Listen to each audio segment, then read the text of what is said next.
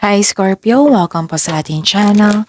At ito ay inyong Daily Gabay Tarot reading for November 7, 2024.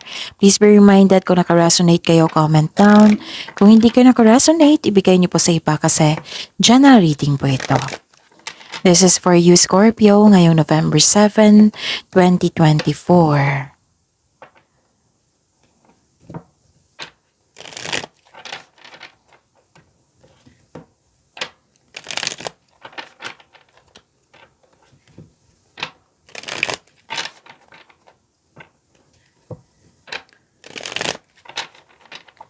Para po ito sa inyo Scorpio ngayong November 7, 2024.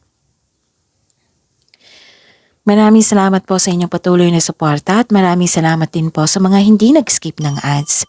Gamitin ang reading na ito bilang gabay lamang sa mga hindi pa nag-subscribe. Subscribe na po kayo at click bell notification para malaman nyo na may bago tayong video. Para sa mga gusto magpa-reading po, may lumabas dyan sa screen nyo ngayon. Panoorin niyo po at sundin ang instruction. Calling the attention sa mga suki ko dito na Scorpio, open na po inyong Monthly Gabay Tarot reading for November 2024. May 6 months from now reading tayo at love life reading po.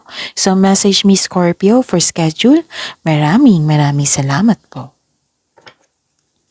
Spirits Guide, mga ganap po para kay Scorpio ngayong November 7, 2024. I need 3 cards po.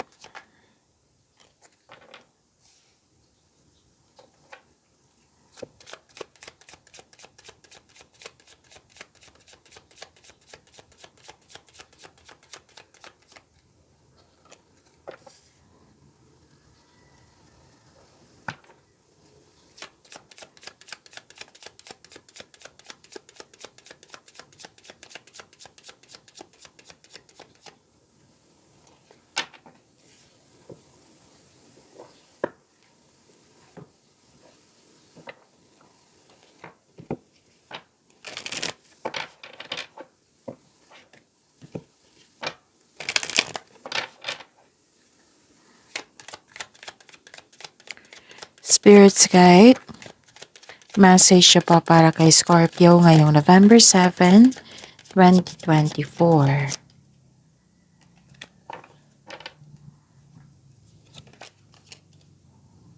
Scorpio, ngayong November 7, 2024, may nakita ko ditong may dumating na opportunities na kailangan nyo pumili, kailangan nyo magdesisyon. Nakita ko rin dito na binigyan mo ng long-term plans, long-term plans tong binigay na opportunity sa inyo. Pwedeng project din ito na binigyan mo ng long-term plans. Nakita ko dito nagkaroon ng career stability. So 2 card na po nagsabi dito na may opportunities na dumating sa inyo, Scorpio. Nakikita ko rin dito yung change for the better. Good news, makaka-receive ka niyan. May buntis, may nanganak, may ikakasal, may kasal. Oo, may nakita ko dito. Tapos may nakita rin ako ditong movement. Okay. 3 card na nagsabi dito na busy kayo sa kakaisip. Busy kayo sa paggawa ng plano. Busy kayo sa movement. Pwedeng lumipat kayo sa malayong lugar. Pwedeng may biyahe kayo ngayon. Binigyan mo ng aksyon yung matagal mo ng plano. Yung good news ni ito, sinabi mo sa isang grupo ng tao at nagulat sila. Ganun. May ganap na ganyan. Ang mensahe po, you are being gifted with blessings of happiness and peace. Wow, ang ganda, Scorpio. Nasa inyo, oh. You are being gifted with blessings of happiness and peace. And you deserved it. You deserve these blessings, Scorpio. Ang ganda niyan ha, peace and happiness. Claim nyo yan. Now is the time to get out into the world and connect in authentic ways. So be true to yourself. Pwedeng lumabas ka din sa comfort zone mo. May pagbabago. Spirits Guide, ano po yung energy ni Scorpio ngayong November 7, 2024.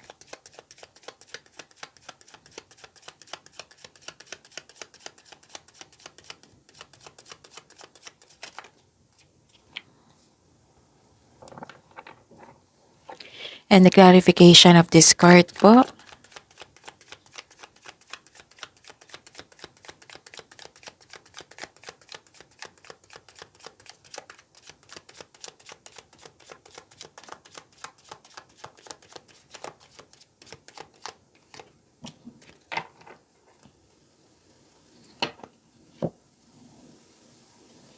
Okay, Scorpio. Kung may oras kayo, kung gusto niyo po, panoorin niyo po yung last 4 days kabay tarot reading niyo. Like for example, napanood niyo ito ngayong November 7, 2024. Panoorin niyo po yung 6, 5, 4, 3, basta sunod-sunod yung date. Kung may narinig kayo or may nakita kayong repeating message na ibig sabihin yan, pinupush ng cards niyo yan, na kailangan niyong bigyan ng atensyon. Kung maaari po, bigyan niyo po ng solusyon at aksyon. Remember, Scorpio, at the end of the day, alam mo na ikaw lang taong may kakayahan at responsable na gumawa ng sarili mong katotohanan at kinabukasan. So ano yung energy mo, Scorpio? Okay. Nakikita ko dito na nagkaroon ng pagkakaisa. You're making memories also. Okay?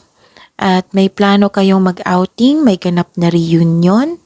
May nakita rin ako dito nag-spend time ka sa isang bata or sa mga bata. Pwede din nag-reconnect ka sa yung inner child. Connecting to your own inner child will refresh you.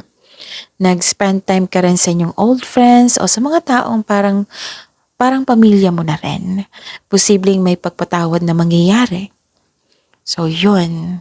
Pwede din may tinuturuan ka na isang bata. Yung nag-tutor ka or you're a teacher. Ganon. Basta may tinuturuan ka rin dito.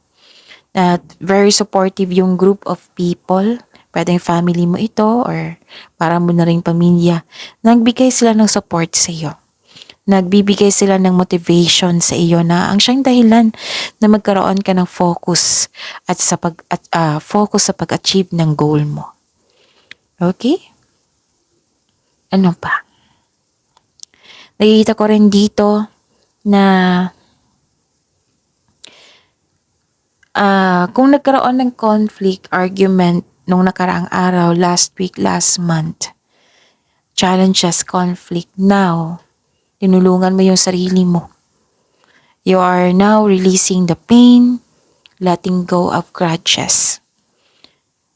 Actually, may gustong bumalik galing sa nakaraan. May nakita rin ako dito na gustong, mag-ingat kayo ha kasi may nakita ko dito na may gustong kunin sa'yo. Pwedeng naiinggit to sa'yo or trip niya lang. So, mag-ingat. May taong ayaw mag-give up dito, pwedeng ikaw ito or isang tao. So, this card tells you to release old grudges in order to move on. May pagpatawad na mangyayari. So, even if you do not speak directly to the person, you can set yourself free by forgiving someone in your own mind and heart para ito sa peace of mind mo. Kaya, I advise to accept and forgive yourself. Okay? Yun. Huwag kayo mag-alala kasi may binigay man ng blessings dito na happiness and peace of mind. Spirits guide, career and money po ni Scorpio ngayong November 7, 2024.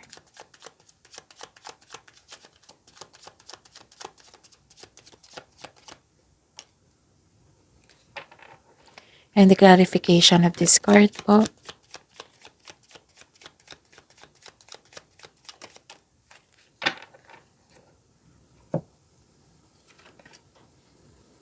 Okay. This is your career and money, ha? So, ano ito? Inom muna ako ng tubig. Saglit lang po.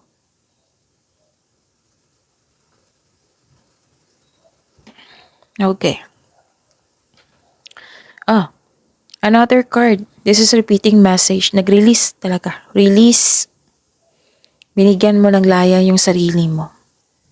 Nasa proseso ka na ng pagpalaya sa iyong sarili mula sa paghihigpit, kaya magpatuloy. At may dumating na opportunities, right? Huwag nyo daw ipagpaliban. Kasi itong opportunity na sa inyo, nakatadhana sa inyo, kung magbibigyan mo ito ng focus, tiyaga, and willingness, magbibigay ito ng kaunlaran sa inyong buhay, sa inyong career and money. So huwag nyo ipagpaliban kasi nakita ko dito na pinagpaliban nyo. Or pinagpaliban or nag-aalangan. Ganun. Huwag nyo daw gawin yan. Pag-isipan ng mabuti, magkaroon ng konkretong plano, and go for it. It might be hiniling mo ito, Scorpio. Kailangan mo lang bigyan ng aksyon. It might be hiniling mo ito, nag-ask ka kay God na at binigay sa inyo at ikaw na ang gagawa ng aksyon para pagyamanin, di ba? Nasa Diyos ang awa, nasa tao ang gawa. Masipag naman kayo, Scorpio, so go for it. Huwag madaliin. So, one at a time lang. Okay. You're fighting for what is right. Pinaglalaban mo ang tama para magkaroon ka ng freedom. Okay? Ano pa?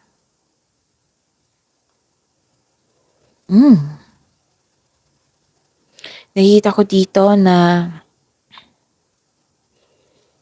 habaan ng pasensya sa isang tao, sa isang bagay, sa isang sitwasyon. May concern kayo sa matigas ang ulo, ayaw makinig sa iyo. May humihingi ng atensyon sa inyo dito. Pwedeng ikaw ang humihingi ng atensyon or yung tao. It might be bata kasi nag-give time ka sa bata dito or sa inner child mo. And this card asks you to not surrender. Huwag kayong susuko, gaano man kahirap ang mga pagsubok. Kasi sa mga pagsubok na yan, challenges na yan, dyan kayo magiging stronger, magiging matatag, dyan kayo magiging successful. Walang success kung hindi kayo dadaan sa challenges.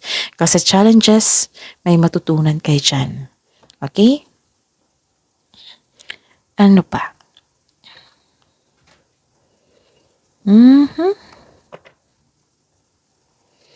Spirit's Guide. Love Life, Self-Love, Partnership, and Romance ni Scorpio ngayong November 7, 2024.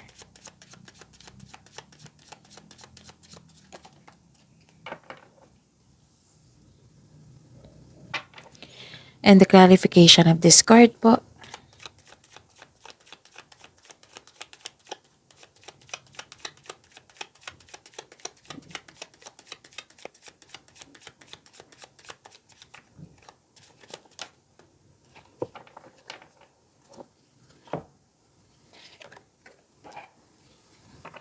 Okay.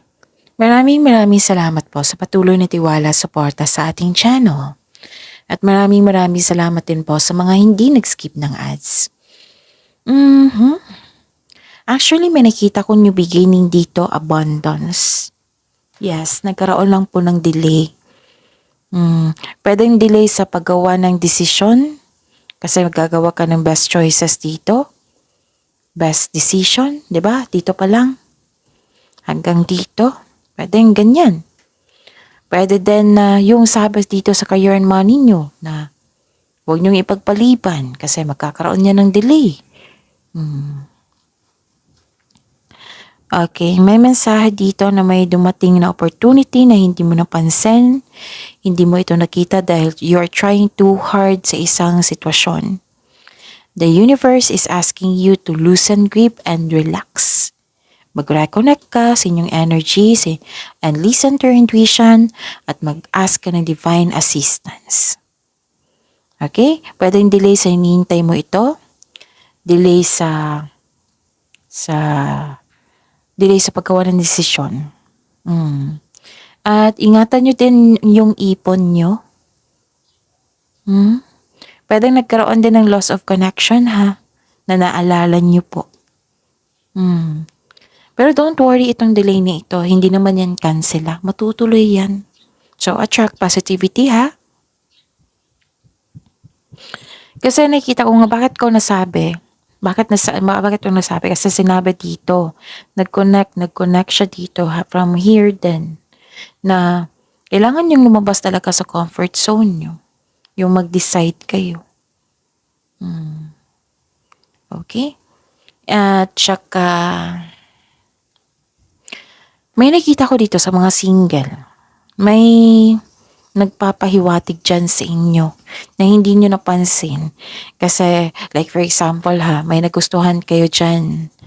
Si letter A. Itong si B, may gusto sa inyo. Na hindi nyo na hindi nyo napansin kasi nakafocus ka kay letter A. Diba? So, yun. Time for reflection. Be open-minded then. Baka nagpapansin yan sa iyo. Kasi may nakita ako nagpapansin sa inyo dito. The universe asking you to loosen grip and relax. Mag-reconnect ka. Okay, ano pa? Nakikita ko rin dito na busy kayo, nag-iisip kayo regarding sa inyong ambisyon sa buhay. Para sa mga marelasyon sa buhay mag-asawa, strong, confident, and compassionate kayo sa isa't isa. Well-established and successful sa relasyon. Sa mga single dito, may makilala kang tao na very passionate sa gusto sa buhay. Yung very charismatic, masayahin. Maaari din ang ideal type mo ito. Actually, you're feeling powerful and enjoying being recognized in the place. Na-recognize ka. And, yun, Scorpio. Very supportive ka rin. Nakita ko yung ugali mo dito na very supportive ka. Lalo na sa partner nyo. Very supportive ka talaga. Strong personality ka. Yung isang sa tingin ng tao na hindi ka supportive, pero supportive ka talaga. Ganon. So, nakita ko rin dito na very passionate ka sa gusto mo sa buhay. Binibigyan mo ng time and effort yung passion mo. So, please know, every day na ito na nababasa ko Wow, so you are divinely guided. Please know that you are guided and protected now and always. Lumabas din ito kahapon sa inyo, check nyo. Very confident and sense of worthiness are elevated. You are divinely guided po. You are becoming more confident, which will lead to have personal growth and improvement sa relasyon, connection sa kapwa mo. Okay? So, yun. Ano pa?